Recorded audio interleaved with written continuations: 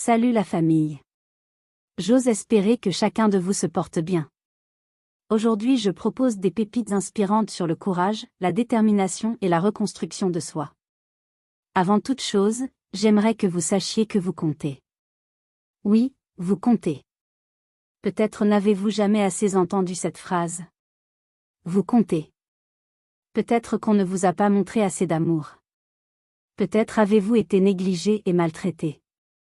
Peut-être avez-vous grandi en colère contre la terre entière, à cause de tout ce que vous avez enduré aux mains de ceux qui étaient censés vous garder en sécurité et vous protéger. Peut-être cherchez-vous encore quelqu'un qui vous protégera et vous aimera, en vous mettant à l'abri du danger. Peut-être que cette personne que vous cherchez, c'est vous.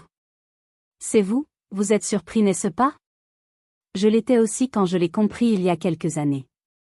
C'est peut-être à vous de redéfinir vos nouvelles normes. C'est peut-être à vous de définir la personne que vous voulez réellement être. C'est peut-être à vous de choisir la vie que vous voulez vivre, car pour se trouver, il est important d'apprendre à cultiver et de pratiquer le courage que cela nécessite pour se reconstruire.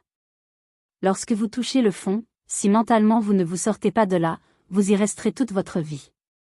Pour être capable de vous révéler, il est important que vous vous fassiez la promesse suivante.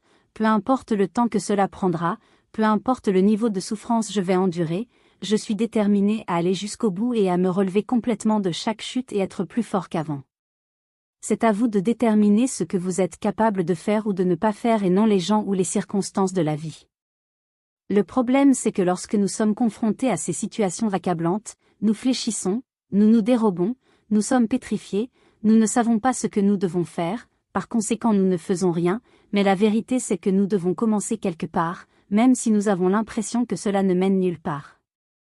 À ce moment-là, demandez-vous, quelle est la seule chose que je peux faire maintenant pour me relever?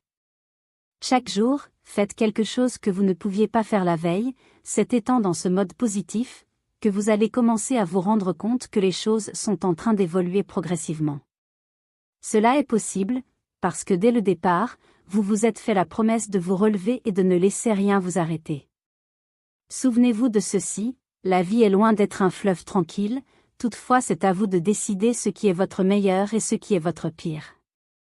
Je vous remercie d'être resté jusqu'à la fin de cette vidéo. J'espère qu'elle vous a plu.